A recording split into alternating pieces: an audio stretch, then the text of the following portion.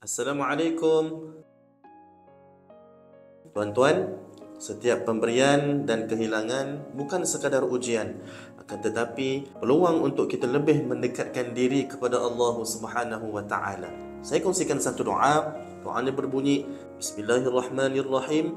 Allahumma ma razaqtani mimma uhibbu faj'alhu quwwatan li fima tuhibbu wa ma zawaita anni mimma uhibbu faj'alhu faraghan li fima tuhibbu.